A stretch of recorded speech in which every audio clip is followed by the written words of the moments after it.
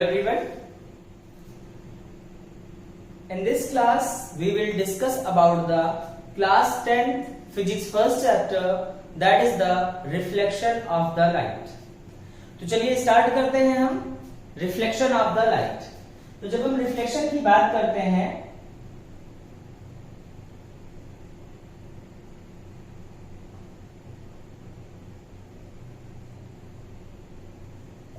जो कि पार्ट है आपके चैप्टर लाइट का, ठीक है। तो लाइट में फर्स्ट पार्ट हमारे पास होता है रिफ्लेक्शन ऑफ लाइट, ठीक है। तो रिफ्लेक्शन ऑफ लाइट के कॉन्सेप्ट को हम सभी आगे लेकर के मूव ऑन करेंगे। फर्स्ट ऑफ ऑल हम कुछ बेसिक फंडामेंटल्स आपको प्रोवाइड करते हैं। रिफ्लेक्शन की एक प्रॉपर क्लास हम आपको पहले भी दे चुके हैं, जिसके बारे में हम लिंक प्रोवाइड कर देंगे आप लोगों को, उसी में आप लोग देख लीजिएगा, डिस्क्रिप्शन में आप सभी लोगों को लिंक मिल जाएगी। हम कुछ बेसिक फंडामेंटल्स को पिक कर रहे हैं। What is मेन्ड by the reflection, reflection का मतलब क्या होता है। तो रिफ्लेक्शन का एक सिंपल सा फंडामेंटल होता है, अगर किसी भी सरफेस पे लाइट स्ट्राइक करती है and that surface must be polished, कुछ ऐसा होना चाहिए कि वो लाइट को एब्जॉर्ब ना कर पाए और लाइट को उसी मीडियम में बेंड कर दे। जिस तरीके से अगर आप वॉल पे बॉल को थ्रो करते हो तो बॉल को थ्रो करने पर बॉल उसी मीडियम में वापस चली जाती है, that is the reflection of the ball. In the same manner when light strikes on a polished surface, something like this, when light strikes on a polished surface, then it is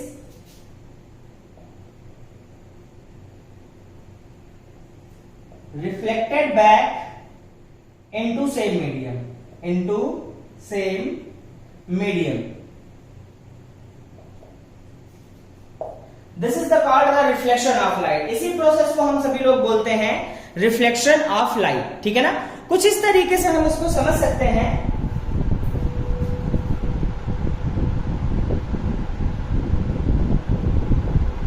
this is a polished surface. जब आप यहां पर light को strike करा रहे हैं कुछ इस मैनर में कि ये ऑब्लिकली स्ट्राइक करेगी सरफेस पे, then it bends back into the same medium, ठीक है ना।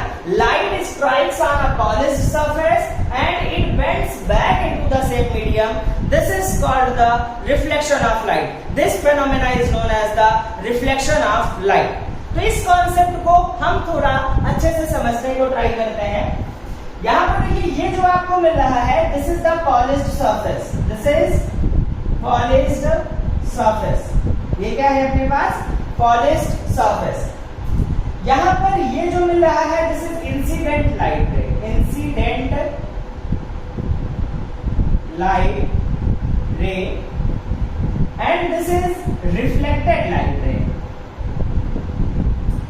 रिफ्लेक्टेड लाइट रे।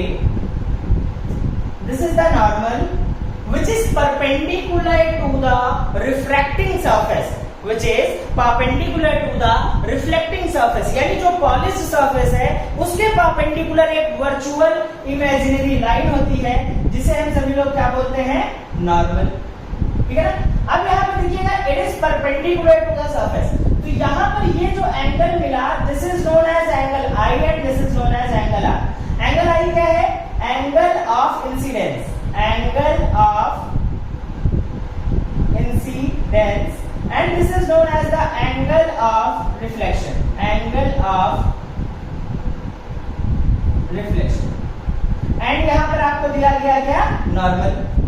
अब देखिए इसके कुछ फिक्स रूल्स होते हैं। क्या होते हैं, इसके कुछ पार्टिकुलर केसेस भी हैं, अभी हम उस पर डिस्कस करेंगे। पहले हम देख रहे हैं इसके कुछ रूल्स होते हैं। तो रूल्स क्या है, देखिए लॉज ऑफ रिफ्लेक्शन पे हम वर्क करते हैं। Laws of reflection, laws of reflection, what does it's mean. तो लॉज ऑफ रिफ्लेक्शन का मतलब होता है, फर्स्ट देखिए, incident light ray, reflected light ray and normal. Lies at the same plane. देख रहे हैं, ये एक बोर्ड के प्लेन पर ही लाई कर रहा है। ये तीनों चीजें कहां पर लाई कर रही हैं? एक बोर्ड के प्लेन पर लाई कर रही हैं। And at the same point, which point is known as the point of incidence. तो यहां पर लिखेंगे incident light ray, reflected light ray and normal lies at the same plane and at the same point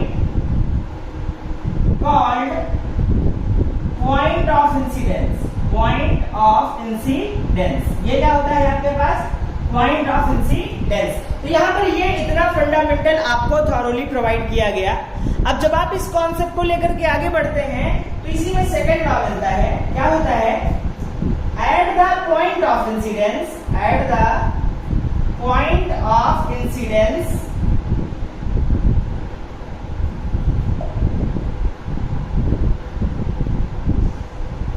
angle of incidence is always equal to the angle of reflection, angle of reflection। तो आप क्या देख रहे हैं कि angle I is always equals to angle R। Angle I जो होगा वो R के इक्वल, यानी जो यहाँ पर normal and incident light ray के बीच का एंगल है, that is incident angle of incidence, and normal and reflected light ray के बीच का जो एंगल है, that is angle of reflection. These two are always equal to each other. ये दोनों हमेशा जो होंगे वो हमेशा एक दूसरे के इक्वल होंगे। These two are the basic laws of the reflection. ठीक है ना? अब उसके बाद देखिएगा, यहां पर एक सिंपल सा कॉन्सेप्ट है आपके लिए। देखिए, दो चीजें होती हैं। सबसे पहला एक कॉन्सेप्ट कि अगर किसी सरफेस पे लाइट को परपेंडिकुलरली स्ट्राइक करा दिया गया, किसी सरफेस पे लाइट को परपेंडिकुलरली स्ट्राइक करा दिया गया, तो angle of incidence and angle of reflection का वैल्यू कितना होगा? तो देखो, सबसे इंपॉर्टेंट चीज जो होती है बच्चों, कॉन्सेप्ट ये आता है कि सर यहाँ पर एंगल ऑफ इंसिडेंस कितना होगा और एंगल ऑफ रिफ्लेक्शन कितना होगा। तो देखो, एंगल ऑफ इंसिडेंस बनता किसके साथ है? मैं अर्थ पे खड़ा हूं नॉर्मली, ठीक है ना?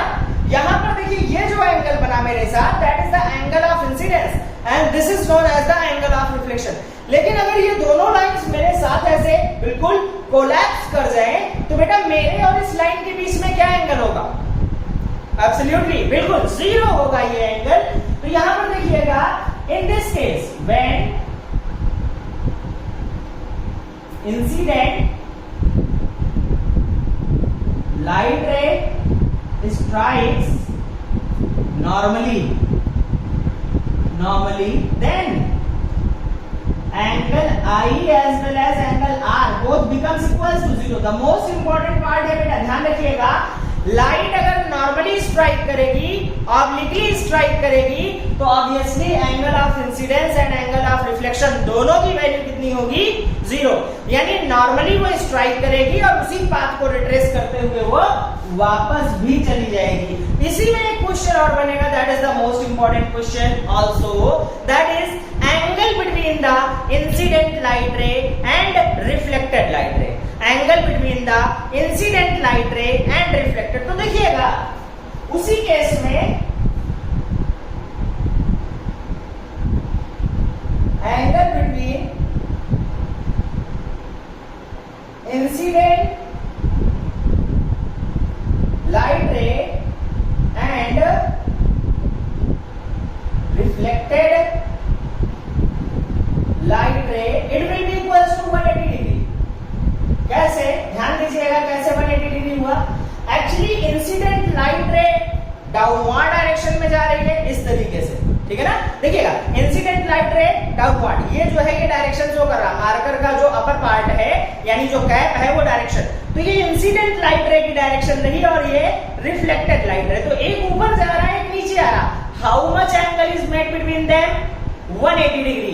तो obviously angle between the incident light ray and reflected light ray must be equals to the 180 degree. तो ये एक सिंपल सा कॉन्सेप्ट आप लोगों को हमने अभी बताया, जिसमें रिफ्लेक्शन के बारे में आपको थॉरोली मैंने एक्सप्लेन किया, ठीक है ना। चलिए, बहुत सही रहा। तो इस वीडियो में हम इतने में रुक रहे हैं। नेक्स्ट वीडियो में रिफ्लेक्शन के प्रॉपर केस को लेकर के फिर से आगे बढ़ा जाएगा, जिसमें कुछ इंटरेस्टिंग फैक्ट्स को हम पिक करेंगे। Thank you class.